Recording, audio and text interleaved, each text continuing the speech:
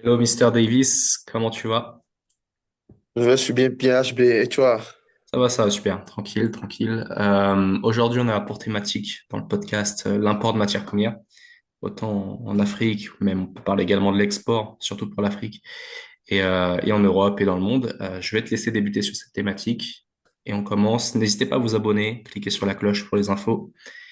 Et Dr Davis, à ton tour. Merci beaucoup HB encore une fois de nous recevoir dans notre podcast commun qui n'est que 228 grammes de business. Je sais qu'il y a beaucoup de téléspectateurs qui nous suivent beaucoup sur cette chaîne parce que nous sommes là pour véhiculer une information. Nous sommes là pour éclairer les esprits, que ce soit africains ou européens ou encore occidental, parce que nous avons compris que c'est grâce au business, d'accord, que l'Afrique pourra se développer. Et aujourd'hui, tu me reçois encore pour parler de matières premières. Je suis entrepreneur depuis bientôt euh, 7 ans et j'accompagne beaucoup les entrepreneurs, que ce soit dans le monde digital, que ce soit dans le monde du business, en passant par la création des écosystèmes fiables comme la fibrinisme. Et aujourd'hui, nous allons donc aborder, comme tu l'as dit, les matières premières. Je vais commencer comme tu l'as dit. Aujourd'hui, qu'est-ce qu'il faut attendre par matières premières ou qu'est-ce qu'il faut attendre par importation des matières premières? Déjà, il faut comprendre que lorsqu'on parle d'économie, lorsqu'on parle de macroéconomie, de microéconomie, les matières premières jouent un rôle vraiment décisif. Je dirais même que c'est un pilier discret aujourd'hui dans l'économie générale de n'importe quel pays. Donc, vu que moi je suis au Togo, je vais prendre l'exemple de mon pays, et vu que monsieur HB est au niveau de la France, il prendra l'exemple de la France pour pouvoir véhiculer les informations qu'il faut. Donc, qu'est-ce qu'il faut retenir par matières premières? Ce sont des matières, d'accord, d'une nécessité vitale qui vont contribuer, d'accord, à l'économie même centrale d'un pays. Donc, aujourd'hui, je pense que au Togo, nous avons des chiffres. Par exemple, en 2021, le Togo a importé plus de 370 milliards de matières premières industrielles. C'est vraiment énorme. Si on convertit ça en termes de pourcentage, c'est vraiment énorme. Et le secteur de l'industrie, autant pour moi, aujourd'hui, c'est à plus de 21% du PIB de ce qu'on a. Donc, aujourd'hui, ce qu'il faut retenir dans l'import des matières premières, c'est que ça devient un pilier assez essentiel, ok, que ce soit dans la production industrielle, que ce soit dans le domaine de l'agroalimentaire. On ne peut pas se passer aujourd'hui des matières premières parce que ça constitue, d'accord, le socle, ça constitue ce que j'appelle une nécessité vitale pour chaque pays qui veut se développer. Donc aujourd'hui, nous avons le port autonome de Lomé qui est une plateforme de transbordement majeur de l'Afrique de l'Ouest et qui sert à importer, d'accord, et à redistribuer nos matières premières comme le fer, le clinker, le blé, l'hydrocarbure et tout ce qui va avec. Donc aujourd'hui, quand je parle du clinker, peut-être que certaines personnes ne savent pas ce que c'est. C'est un composant essentiel, ok, qui se trouve dans le ciment. Donc c'est ça, avec ça qu'on on va arriver à construire des choses, notamment ici en Afrique. Parce qu'on est plus dans le côté des constructions assez mixtes et on va utiliser beaucoup de ciment pour pouvoir le faire. Donc, pour ma part, déjà, je vais dire que aujourd'hui, les matières premières sont vraiment nécessaires et un pays qui veut se voir développer, d'accord, de plusieurs points de vue, a l'obligation de bien contrôler, d'accord, ces matières premières. Et qui parle de matières premières, parle de beaucoup de choses. Pas de l'intervention de beaucoup de choses. Il y a l'énergie là-bas, il y a la pétrochimie, il y a les industries pharmaceutiques, il y a la cosmétique et j'en passe. Mais aujourd'hui, on peut voir que la première puissance, d'accord, en termes de pays fournisseurs principaux, ok, la Chine est premier partenaire dans les machines, dans les intrants chimiques et les plastiques, tout ce qui va avec. Et la France vient en deuxième position avec les produits pharmaceutiques, les sucres, les huiles, parce que je sais que la France a vraiment une grande volonté dans tout ce qui touche les produits pharmaceutiques. Aujourd'hui, les plus grandes marques, ok, les plus grandes pharmacies, quand je parle de pharmacie, je parle d'empire pharmaceutique, sont plus français et sont plus indiens. Et c'est une place qu'ils occupent, d'accord, de prestige. poser quelques questions. Je vais donner mon point de vue sur ça. Yes, déjà merci pour ton intervention. Alors, c'est vraiment ça éclaire ce que tu dis. Ce qui est intéressant d'ailleurs pour tout pays, le Togo, c'est que euh, le port de Lomé est le plus grand port en eau profonde. On en a déjà parlé dans un podcast, mais d'Afrique de l'Ouest. Donc c'est le plus grand port en eau profonde. Après, au Ghana, il y a Tema qui est très intéressant, San Pedro, Abidjan, en Côte d'Ivoire, etc. Mais vraiment, le port de Lomé, moi personnellement, pour la thématique, c'est vraiment quelque chose que je fais, de l'import de matières premières, notamment de l'import de matières premières ouest africaines. Et j'utilise évidemment le port de Lomé parce que j'ai des très bons transitaires professionnels, parce que le port de Lomé, ça me fait plaisir de l'utiliser, ça me fait plaisir de développer tout petit peu à mon humble niveau à l'économie togolaise. Voilà. En parlant de matières premières, ce qui est intéressant, surtout quand on parle d'Afrique, c'est que c'est surtout de l'exportation, c'est-à-dire que c'est de la matière première africaine qui quitte le territoire, généralement vers l'Europe, l'Asie ou l'Amérique, c'est plus pour qu'il soit transformé en matière première. Ce qui est intéressant, comme quand tu as parlé de pétrochimie ou de matières premières agricoles, par exemple, c'est qu'il y a deux types de matières premières, deux termes bien spécifiques. Il y a ce qu'on appelle les soft commodities, qui est tout ce qui est agricole, mangeable, cultivable, et il y a les hard commodities. Et les hard commodities, en gros, sont les matières premières qui sont issues des mines, qui sont comme le clinker, comme tu l'as dit, le calcaire, comme le phosphate, dont le Togo regorge. Euh, on va donner des exemples, mais par exemple, oui, le pétrole, hard commodity, le soja, je crois que le Togo est premier producteur mondial de soja, hein, devant l'Ukraine, si je ne me trompe pas. Donc le gouvernement a beaucoup investi dedans. Et le soja, c'est une soft commodity. Tu as parlé du port de Lomé, on peut également mettre pour le Togo, pour souligner, on peut parler de la plateforme industrielle d'Adetikopé, donc la PIA, qui permet avec des espaces de stockage, avec des camions, de la logistique, etc., de faire euh, transiter de la matière première africaine vers d'autres cieux. Euh, Ce qu'il est important de signaler, c'est que nous, en Europe, on a certaines matières premières qui n'existent pas. On a nos terres, mais sur nos terres, on a certaines matières premières comme le blé, par exemple. Le pain français est fait à base de blé français, très généralement. Mais on a des matières premières également qu'on est obligé d'importer parce que pour des raisons climatiques, pour des raisons géographiques, nous n'en avons pas actuellement et parfois on en a dans les départements d'outre-mer, dans les territoires d'outre-mer, donc dans les îles comme la Réunion, comme en Polynésie française, comme en Guadeloupe, Martinique, etc., on peut avoir des matières qu'on n'a pas en métropole, en France, sur le territoire métropolitain, et parfois on va la chercher ailleurs. Nous, l'Européen, en gros, va transformer. C'est quand même dans notre culture de transformer la matière première. Tu peux parler de pharmaceutique. C'est vraiment.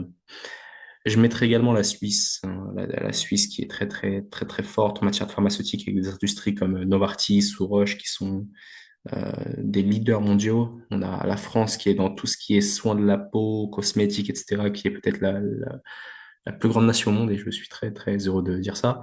Euh, mais en fait, c'est culturel, je pense. On aime transformer. Les Asiatiques aujourd'hui transforment énormément. Moi, pour donner des petites anecdotes réelles euh, qui vont peut-être faire sourire les Togolais, j'importe par exemple du beurre de karité pur du Togo. D'ailleurs, la qualité est excellente. Euh, et il se trouve que des fois, je me balade sur des sites en ligne chinois, vraiment chinois, hein. Je ne parle pas aux auditeurs d'Alibaba ou vraiment des sites en mandarin écrits en chinois que je traduis, etc. Des sites vraiment que les Chinois connaissent. Et il se trouve qu'en fait, on retrouve le beurre de karité togolais sur des sites de vente en Chine. C'est-à-dire que les Chinois également importent pour ensuite le transformer en savon, en shampoing, en gel douche, etc., etc. Donc, ce qui est intéressant, c'est que pour moi, les synergies pourraient être entre l'Europe et l'Afrique des synergies gagnant-gagnantes. Gagnant-gagnant, pardon, ce qui n'est pas forcément le cas aujourd'hui, parce que c'est vrai que les Occidentaux ont parfois entre guillemets, un esprit de dominance qui est ignoble sur les matières premières africaines en disant oui, vous parlez français, voilà, ceci, cela, français ou autre, hein, français ou anglais ou allemand, voilà. Euh, et pour moi, ça ne peut exister dans le business, ça ne doit pas exister dans le business, on doit faire des partenariats gagnant-gagnant. Et via les matières premières, l'Afrique en regorge et l'Afrique a beaucoup à nous apprendre sur les matières premières. Sur la transformation, nous, on est bon. Sur la pousse des matières premières, je connais des gens en région des Savanes au Togo qui connaissent parfaitement de A à Z la production de moringa, la production de matières premières soft commodity, de karité, des noix de karité, etc. Ils ont beaucoup à nous apprendre. Les composants pharmaceutiques sont des matières premières à la base, les composants cosmétiques également. Je parle, sans parler du pétrole, sans parler du clinker vous savez, en Europe ça construit, bon, en Afrique ça construit beaucoup aussi, mais quand on va dans des pays ou des villes très précises en Europe, on voit que des grues pour construire. Ces gens-là ont besoin de clinker, et le clinker ne vient pas généralement de pays européens. Il vient du Togo d'ailleurs. Donc, je pense que des échanges gagnant-gagnant entre l'export de matières premières en Afrique, qui a des terres et des ressources très intéressantes, et face à des produits finis, ça peut être intéressant. Dans un but de développement économique de l'Afrique, ça peut également être intéressant de transformer sur place. C'est ce que moi j'aimerais voir. Ça se fait maintenant au Togo sur certaines ressources, pas sur tout. Mais moi, je donne un exemple qui, à la fois me foudroie, me stupéfait, c'est le cacao. Le cacao ivoirien, premier producteur mondial, la Côte d'Ivoire, et le chocolat qui est en gros le résultat final du cacao n'est pas ivoirien. C'est-à-dire que si les Ivoiriens veulent du Nutella, qui est de la pâte à tartiner au chocolat très populaire en Europe, ou des tablettes de chocolat, bon, il y a des petites compagnies qui font ça, et je les salue. Mais les gros, les Ferrero, les Lindt, ce sont des Européens qui achètent le cacao, qui transforment et qui ensuite renvoient en Côte d'Ivoire le produit fini. Et je pense que pour développer l'Afrique, les produits finis peuvent potentiellement être transformés sur place. Je ne sais pas ce que tu en penses, mais voilà mon point de vue. D'accord. Merci beaucoup pour ton intervention. Je pense que c'est un sujet sur lequel tu es plus technique et c'est ce que moi j'aime beaucoup parce que c'est ton domaine de prédilection, le business import-export. Et moi, en tant qu'entrepreneur, en tant que businessman, je ne peux que parler de point de vue général et toucher des points où j'aurais besoin, d'accord, de ton contrôle sur ça pour pouvoir nous éclairer. Déjà, avant de rebondir sur ce que tu as dit, il y a ce que tu m'avais parlé un temps de ce qu'on appelle un Incoterm, les International Commercial Terms, ou encore des règles standards qui définissent les responsabilités entre vendeurs et acheteurs. On va revenir sur ça tout à l'heure parce que je pense que c'est Ok. un problème que les Togolais, ou du moins les Africains, n'arrivent pas, d'accord, à bien comprendre. Et toi, en tant que businessman, en tant que personne calée dans ce domaine, tu sauras comme dit. Pour répondre rapidement sur ce que tu viens de dire, je pense que tu as effectivement raison. Aujourd'hui, les enjeux qui sont plus à la page, c'est aussi une forte dépendance, comme tu viens de le dire, des Africains face à ce genre de transformation-là. Parce que si je prends l'exemple de la Côte d'Ivoire, comme tu viens de le dire, qui est la première puissance qui importe, comment appelle-t-on, le cacao, mais après tout, il faut penser à avoir des usines. Il faut que l'État pense, d'accord? Il faut que le gouvernement africain pense à créer des structures de grande ampleur qui vont être capables de produire, de transformer, d'accord, et même de distribuer. Mais malheureusement, en Afrique, on n'a pas ce genre de structure-là. Comme tu viens de donner l'exemple de développement de zones industrielles intégrées comme Adéticopé, la plateforme d'Adéticopé. Oui, c'est vrai, certes, mais ça ne contribue pas autant à ce que le pays se développe. Certes, moi, je pense que c'est une opportunité qui peut encore être exploitée mieux que ça. Aujourd'hui, moi, je dis souvent que c'est une souveraineté économique, d'accord? Du fait qu'aujourd'hui, si nous voulons penser à la relocalisation partielle de certaines filières que le gouvernement africain dispose, il faut vraiment que on mette la main à la pâte au niveau du secteur industriel. Parce qu'aujourd'hui, pour se développer, aujourd'hui, la Chine, aujourd'hui, le Japon, aujourd'hui, la Corée du Sud, aujourd'hui, les États-Unis, aujourd'hui même la France, presque tous les pays, ok, ont compris que non, le secteur de l'import-export le secteur industriel, c'est un secteur qui a de l'avenir. Et mieux encore, je me dis parfois même que peut-être la révolution industrielle qu'a connue l'Europe l'a valu beaucoup, beaucoup, beaucoup de bien que de mal. Même s'il y a eu les histoires de capitalisme et autres là, bon, on peut pas être dans un monde où il n'y a pas de capitalisme, non. Mais ce que je dis, peut-être que l'Afrique n'a pas bénéficié de cette révolution industrielle, comme je viens de le dire. Et ceci a donc provoqué ce que j'appelle pour faire la fluctuation des prix. Bon, ce ne sont pas les gouvernements africains qui le font. Tout ça, ça vient d'ailleurs. Donc, moi, je dirais plutôt qu'il faut encourager les unités de transformation locales. Parce qu'aujourd'hui, au Togo, je vois beaucoup d'artisans qui œuvrent. Il y a que je salue au passage, il y a une marque de chocolat que j'aime bien. Ils sont made in Togo. Chocotogo, Pourquoi est-ce que je les salue? Parce que c'est quelque chose. Chocolat. Ah! je les salue Merci aussi. beaucoup. Effectivement, les Choco Togo. Vraiment. Ils font du bon boulot. Ils font du bon boulot. Quand je veux manger du chocolat, je ne m'adresse qu'à eux parce que je pense que c'est ce qu'on appelle vraiment une idée de développement, une idée d'entrepreneuriat pur en soi. Et quand je viens de le dire, il faut vraiment que le gouvernement, ou bien il faut que les États africains encouragent les unités de transformation locale pour ce genre d'initiative-là. Mais malheureusement, on voit que quand ça commence comme ça, vu qu'il n'y a pas de soutien aussi derrière, vu qu'il n'y a pas un accompagnement personnalisé, il n'y a pas des incubateurs. Pour ça même, je pense que nous sommes en train de réfléchir à voir comment est-ce qu'on peut mettre en place un incubateur pour aider ceux qui sont dans ce secteur-là, surtout les unités de transformation locale. Et pour ma part, quand je viens de le dire encore une fois, les opportunités sont très nombreuses. Et pour mettre en place ces opportunités-là, bon, le gouvernement sait ce qu'il faut faire. Il faut mettre la main comment est-ce qu'on appelle, dans le budget. Il faut sortir de l'argent, il faut sortir des fonds. Il faut financer, faut financer.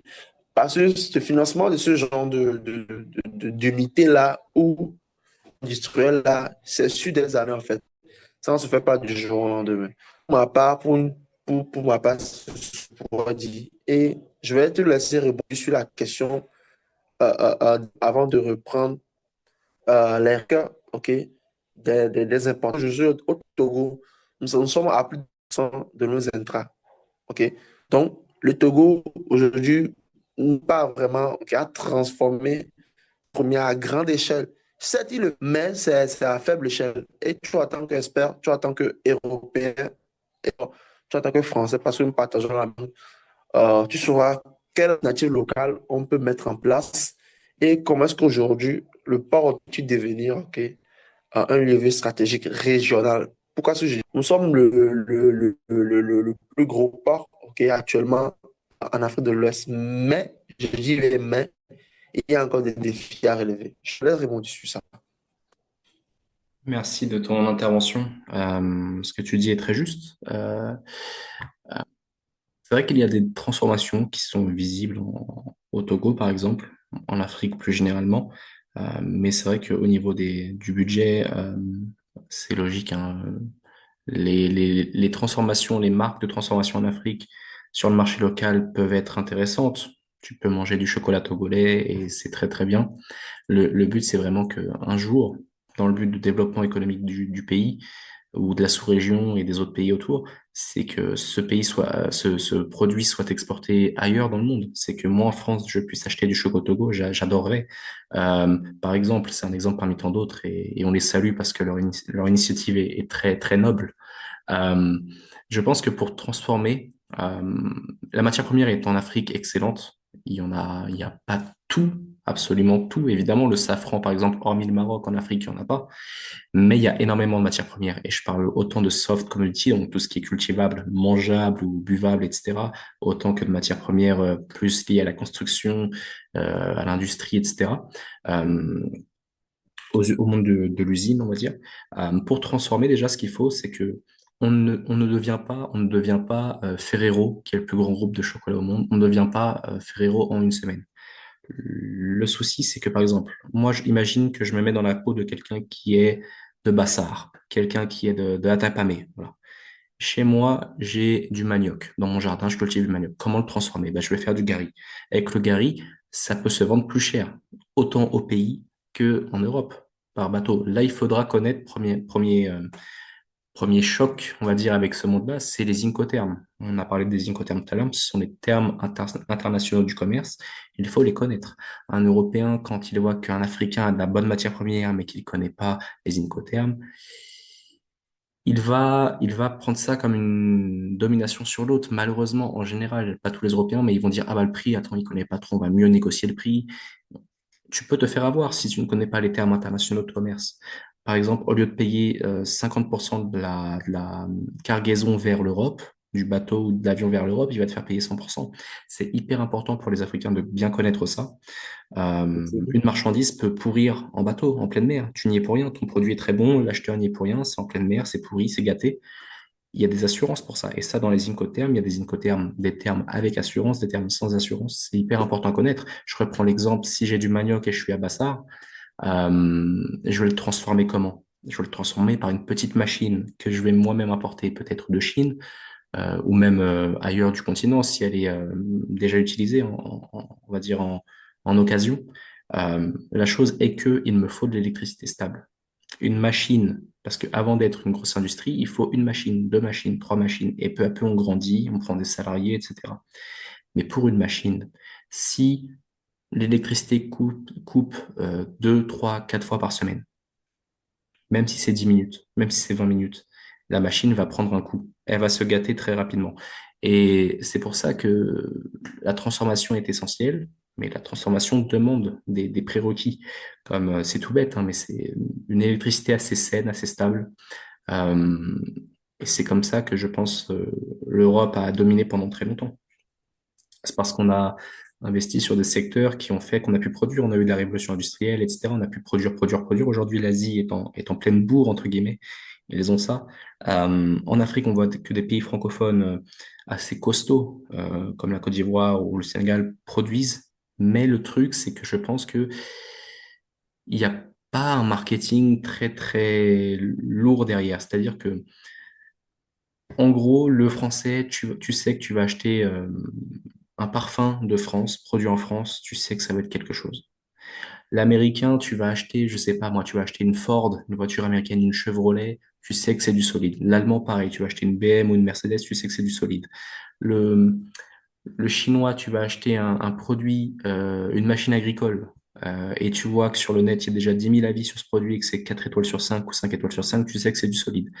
Euh, je pense que en Afrique, surtout au Togo, les gens doivent, tout revient à la confiance en soi, en fait. Une fois qu'on produit un produit, pourquoi mon produit, je devrais le mettre moins cher qu'un autre, alors que mon produit est probablement de meilleure qualité. Euh, pour la transformation de matières premières, oui, il faut des prérequis, comme connaître les termes internationaux, parce que sinon tu peux transformer et vendre dans le pays à la sous-région, il n'y a pas de souci. Voilà, mais moi je dirais que même pour les Togolais, c'est qu'ils ont une position très stratégique très intéressante pour l'export de matières premières ou l'export de matières premières transformées. On a parlé du port de Lomé, de la plateforme d'Adédicopé, mais il faut pas oublier que ça va pas que servir les Togolais. Ça va servir les Burkinabés qui n'ont pas d'accès à la mer, les Nigériens oui, Nigériens qui n'ont pas d'accès à la mer, les, euh, les Maliens qui n'ont pas accès à la mer. Il y a beaucoup de pays qui peuvent bénéficier du port du Togo, du port de Lomé.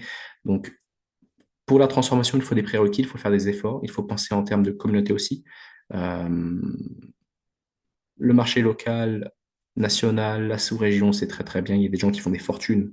Je pense à Monsieur Chofo au Cameroun, Monsieur Bertin Chofo, qui est pour moi une source d'inspiration, qui transforme du manioc, qui aujourd'hui, je crois, fait du pain à base de manioc, à base de farine de manioc, et pas que, hein. Il exporte vraiment dans beaucoup, beaucoup de pays africains. Et, euh, et cet homme a commencé juste avec une culture de manioc. Donc, c'est possible sur le continent. Le tout, c'est vraiment de s'armer des prérequis et s'armer de connaissances. Parce que si tu as le meilleur produit au monde, tu as la meilleure transformation, tu fais du bon gari, mais que c'est bloqué à la douane parce que tu connais pas les termes internationaux, c'est un problème. Donc voilà, je pense que il y a également la confiance en soi dans l'export. Créer une marque assez forte pour transporter, pour vendre en Asie, pour vendre en Europe, etc. Euh, Moi, du point de vue français et européen, je sais que si une marque africaine d'un produit qu'on appelle nous exotique parce que nous, on n'a pas de manioc chez nous qui pousse, on n'a pas de mangue, on n'a pas d'ananas, par exemple. Si quelqu'un arrive avec un jus, une poudre, comme pour faire du foufou, ou autre, avec un nom et un marketing bien africain, ouest-africain, bien togolais, avec un bon marketing, je peux t'assurer qu'en Europe, ça se vendra comme des petits pains. Ça demande, par contre, de connaître les termes internationaux, de respecter les normes européennes du commerce, de faire un tour en laboratoire pour voir, pour connaître la composition du produit final. Mais les Européens n'attendent que ça. On n'attend que des produits de qualité qui viennent d'Afrique. Par exemple, moi, je connais vraiment, même des Yovo, des blancs qui n'ont aucun lien avec l'Afrique, ils vont acheter, ils vont être contents. Pour nous, c'est exotique, c'est quelque chose de nouveau. Et j'aimerais ton avis sur ça. Pourquoi, selon toi, il y a peu d'export de cette façon de produits finis africains? Alors, merci beaucoup, merci beaucoup. Je vais passer. euh, Tu viens de mettre le point sur vraiment des choses vraiment importantes autant pour moi et essentielles. Je dirais, comme tu viens de le dire, c'est très important de maîtriser les normes internationaux pour pouvoir se vendre sur le marché international. Mais l'un des problèmes majeurs aussi aujourd'hui en Afrique, c'est lorsqu'on veut vraiment produire de la qualité, il faut que l'Africain, ou bien il faut que les Africains enlèvent de la tête d'abord toujours cette mentalité de juste se faire de l'argent rapidement. Parce que, comme j'ai l'habitude de le dire, on ne crée pas une entreprise en devenant riche, non. On crée une entreprise parce qu'on veut solutionner ou soit parce qu'on veut innover. Et la richesse ne peut devenir que la conséquence de cette action-là. Donc aujourd'hui, tu vas avoir beaucoup d'initiatives, d'accord? Que ce soit togolais, que ce soit burkinabé, sénégalais, beaucoup d'initiatives, ok? Beaucoup de personnes qui se lancent en ça, mais tu vois que un mois, 2 mois, 4 mois après, ça échoue. Pourquoi? Parce que, comme tu viens de le dire, aujourd'hui, on est dans un monde de concurrence. On est dans un monde où aujourd'hui, la qualité, ok, fait vraiment office. Je prends l'exemple de Rolex. Rolex, aujourd'hui, c'est devenu vraiment incontournable. Rolex, aujourd'hui, Rolex ne produit pas parce qu'il faut produire, non. Rolex produit parce que derrière ça, il y a une histoire, il y a de la qualité.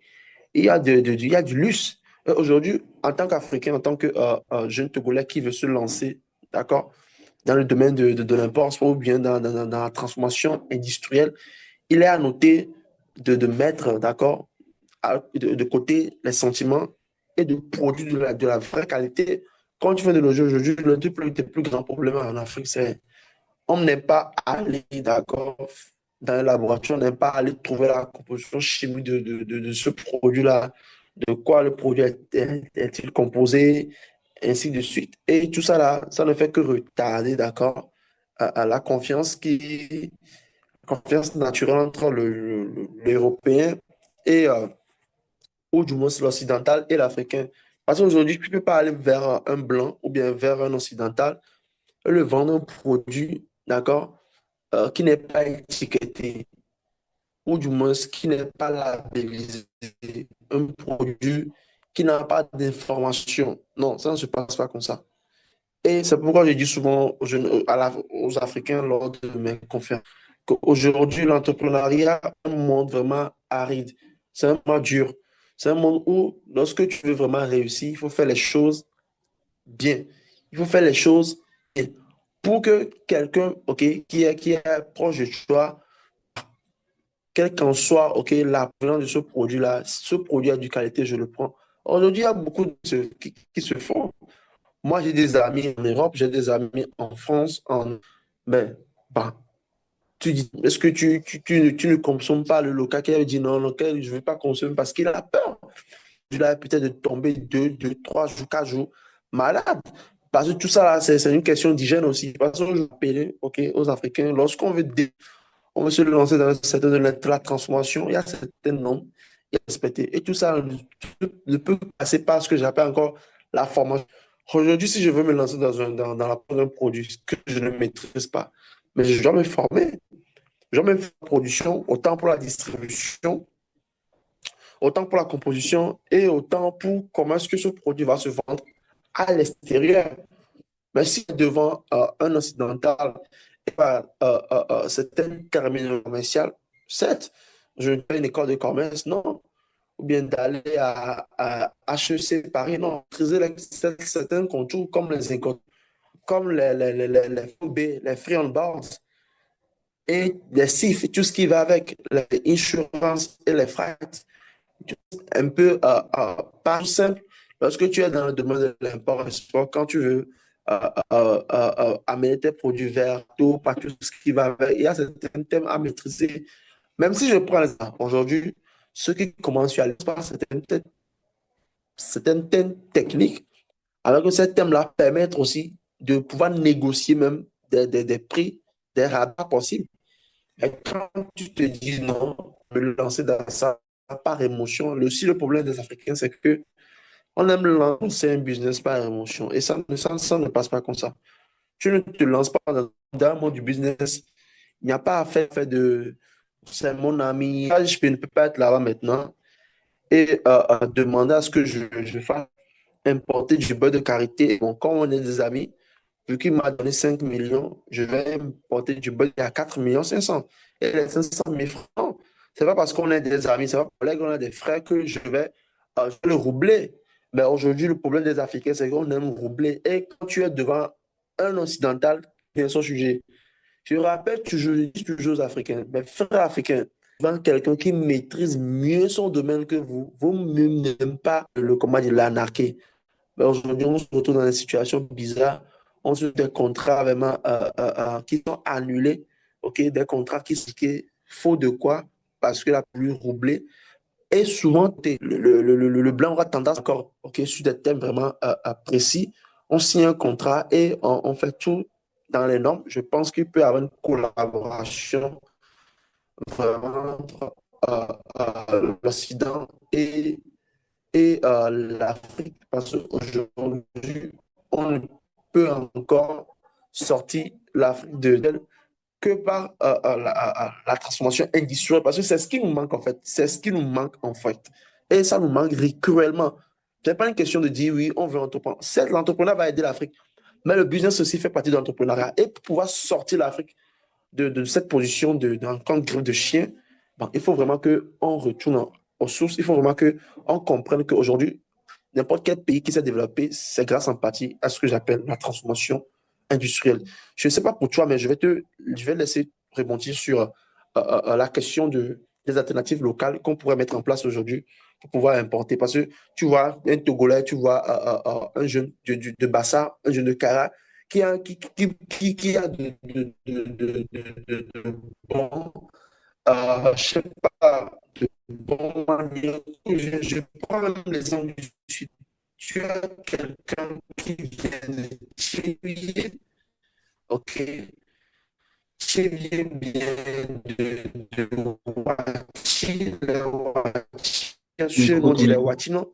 Tu te demandes pourquoi ne pas importer ça vers l'extérieur? Pourquoi ne pas faire valoriser notre savoir, notre culture? Parce qu'aujourd'hui, chez nous, ici, en TV même, je pense qu'au niveau de TV, il y a des méthodes, il y a des transformations, des choses même qu'on peut faire avec le tomate qui n'est pas connu du grand public. Aujourd'hui, le tomate peut intervenir dans beaucoup de choses. Même aujourd'hui, les Européens ne savent pas qu'avec tomate, nous, on l'utilise dans beaucoup de choses. Et ça, même, ça concerne beaucoup de choses. Aujourd'hui, il y a tellement de techniques, je vais dire ancestraux, mais il y a des techniques dans le terroir africain, surtout dans le côté gastronomie, que nos mamans utilisent. Mais pourquoi ne pas importer tout ça là? Souvent, quand on lance des initiatives de ce genre-là, ben, vu que le mindset n'est pas toujours au rendez-vous, ça ne dure pas. Ça ne dure pas. À forte raison, on abandonne 2 mois, 3 mois après, et ou soit peut-être le budget a été utilisé à vraiment pas très cool. Donc, je te laisse ce que je viens de dire, et je pense que tu es dans ton, c'est ton clivage, tu sauras, d'accord, comment vraiment nous donner de bons exemples sur le sport. Et import et export, c'est vraiment ton domaine, c'est ton mur.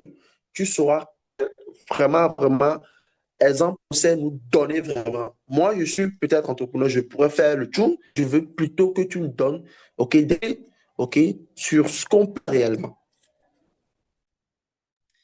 Globalement, ce qui me tue pour réagir à ta question, c'est que ce qui me tue, c'est que tu n'as même pas besoin d'argent en Afrique pour faire de l'import-export. Et les gens vont dire, c'est faux, il ment, blablabla. Bla. Je connais des gens, mon fournisseur n'a jamais dépensé un franc CFA de sa vie pour faire de l'import-export. Et pourtant, on a fait des transactions à plusieurs millions de CFA, hein, attention, pour les Européens, des plusieurs millions de francs CFA. Euh, mais globalement, comment ça se passe? Tu es un jeune de Cara, tu es un jeune de Dapamon, tu es un jeune de, peu importe, ouais, de Palimé. Tu as de la famille au village. Tu as des cultivateurs au village. Moi, je sais que quand je suis sur Cara, je vois des manguiers, et des mangues et des mangues et des mangues partout, des fruits exotiques, des tubercules comme l'igname, comme le taro, comme le manioc, etc. Ça se transforme, on l'a dit, en gari et autres, mais c'est également un jeune peut très bien rassembler plusieurs cultivateurs. Dire, écoutez, voilà, je sais qu'en gros, vous avez 200 kilos, 500 kilos, 100 kilos. Vous me dites votre prix. Moi, je me fais ma marge parce que je suis, entre guillemets, l'intermédiaire, le logisticien qui va connaître les Incoterms. Les termes internationaux, ça s'apprend gratuitement sur Internet. Vous pouvez même aller en bibliothèque et regarder ça rapidement. Mais c'est pas compliqué à apprendre. Ça prend 15 minutes à bien comprendre. Et vous allez sur des sites comme Espace Agro, vous allez sur Internet, sur Facebook en disant, voilà, de manière très sérieuse, je débute, je connais 10 cultivateurs, voilà le prix au kilo. Alors nous, on pèse pas au bol, on pèse au kilo ou à la tonne. Euh, voilà. Si vous le voulez au port de Lomé, ce sera tant. Si vous le voulez depuis en export de XW, ça veut dire en gros, vous faites toute la traversée vous-même, monsieur l'acheteur. Ça vous coûtera tant depuis Cara, ça vous coûtera tant depuis Dapaon, etc. Et à partir d'un petit réseau de cultivateurs, de producteurs, etc., un jeune, sans mettre d'argent, peut commencer à gagner de l'argent. Comment ça se fait? C'est on a toujours ce qu'on appelle le prepayment, le prépaiement, qu'on va utiliser en import-export. Avec le prépaiement, ce jeune-là, quand il va recevoir le prépaiement, peut-être 10 ou 20% de la somme par l'acheteur, il va déjà utiliser cette somme-là pour envoyer au port de Lomé et ensuite s'envoie en Europe. À partir de 0 € de sa poche, juste avec des connaissances et un réseau, il peut faire des choses. Voilà. Pour avoir répondu, voilà. Yes. C'est tout pour ce podcast, je pense. Est-ce que tu as un dernier mot à rajouter? Non, c'est bon. Pour ma part, je pense que tu as tout dit et tu peux juste rappeler aux téléspectateurs ton domaine et s'ils sont intéressés par le business, parce que moi, je suis intéressé et je Yes. pense qu'il y a des formations que tu es en train d'organiser. Je te laisse. Oui, bien sûr, je suis d'import-export. Afrique-Europe, Afrique vers Europe, surtout Togo vers Europe, en gros. Euh, Import-export de karité, import-export de noix de cola, bitter cola, import-export de mangue, de fruits exotiques. Peu importe votre source, elle a de la valeur en Europe, elle a de la valeur en Occident. Il faut simplement faire des business gagnant-gagnant. Voilà. Et à partir de là, que vous soyez de 5 de Dapamon ou de Chevier, c'est la même chose. Si vous êtes sérieux, vous êtes sérieux et ça, le monde entier le saura en import-export. Et voilà, n'hésitez pas à vous abonner à la chaîne et on se dit à la prochaine, Mr. Davis. Allez, tschüss. Tchuss!